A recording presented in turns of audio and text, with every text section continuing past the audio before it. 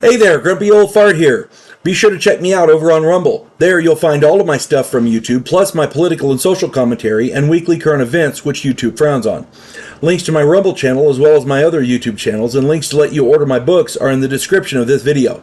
If you enjoy my content, please like, subscribe, share, and comment. I welcome your comments, even if you disagree with me. Now, on with the video. Hey there, Grumpy Old Fart here. I'm doing a historic haunting video of the Kasha House of Kaimuki. Kaimuki. It's Hawaiian, and my pronunciation is atrocious, and I apologize. They deserve better for because I don't know how to pronounce it. Kaimuki. Kaimuki.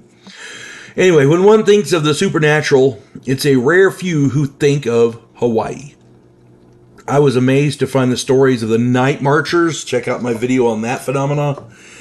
Then I found this story, and I was just as amazed.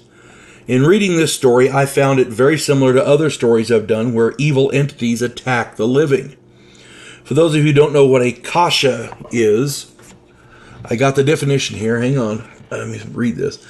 In ancient Japan, the literal translation of the name Kasha is a fire cart. It is a creature that frequented populated areas where its dietary sustenance consisted of fresh human corpses. According to the lore, these creatures are a type of bakeneko, living among human beings under the guise of a common house cat or stray. They are bipedal and larger than most people, and they are accompanied by flames from hell, where they make their advent in the evening during rainy or stormy weather.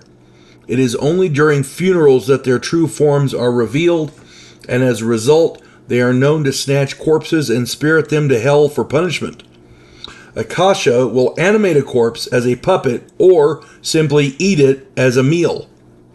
More often than not, the Kasha is known to indulge in the latter, meaning it's more likely it's going to eat the corpse, which is kind of fucking freaky. Sorry. All right, so that's a Kasha. On August 13th, 1942, at 1:25 a.m., Police Sergeant Mosley Cummins, C-U-M-M-I-N-S, Cummins, and Patrolman Robert Anseth responded to a call.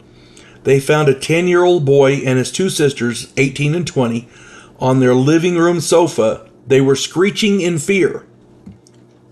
Their mother, also shrieking,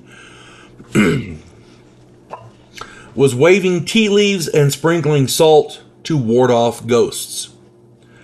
The mother stated that at 10 p.m., the boy smelled a ghost, which I don't understand that part, but that's what it said. The boy smelled a ghost in the home. Evidently, the ghosts were very angry at being discovered. They attacked the boy and then his two sisters, tried to strangle them.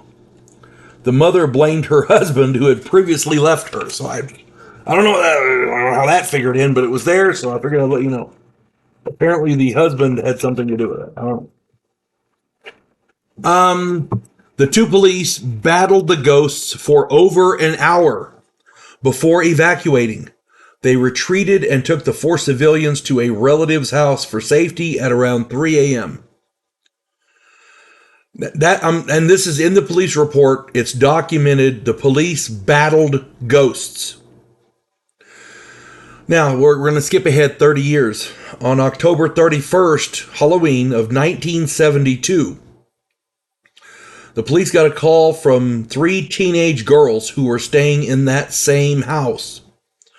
They'd heard footsteps and strange voices, and then one of the girls felt someone touch her arm.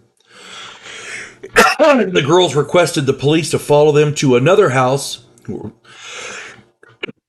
Excuse me. And on the way, the girls pulled over. The police pulled over. When the officers approached, the girl in the middle of the front seat was fighting an unseen assailant who was trying to strangle her. All three girls apparently were in the front seat. Can't do that now because you got to have those seatbelt laws. But back then, in 72, all three, I remember that, people riding in the front seat like that. One of the officers reached in to help because the girl was being strangled in the middle. One of the officers reached in to help, and his arm was grabbed by a big, strong, calloused hand that, quote, wasn't there. It twisted his arm. He ran back to his car and radioed for backup.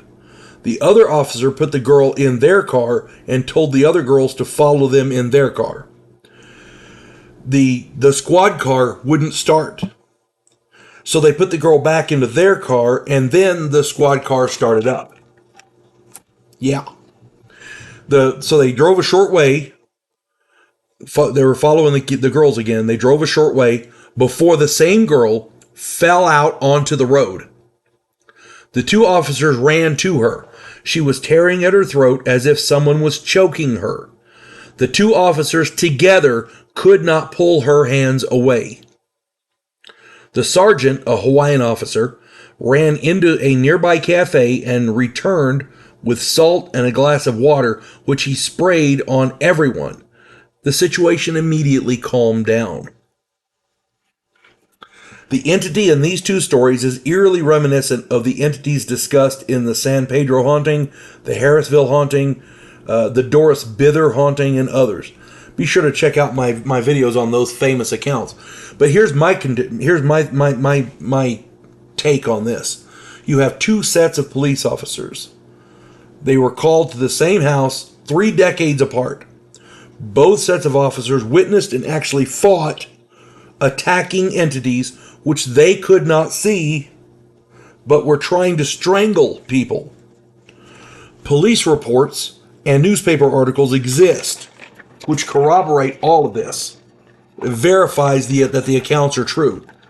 That is a lot more evidence than most ghost stories enjoy. I read this account and I couldn't believe it. I had to reread the article. It's one thing to say, well, we witnessed this, we saw that, we got this on video of a door opening or something moving across the floor. Yeah, that's all cool. When you have police putting it in their police reports, yeah, yeah, I'm sorry, that shit ain't right. And by the way, shout out to our cat, my cat Sasquatch in the picture here. He, or she rather, is the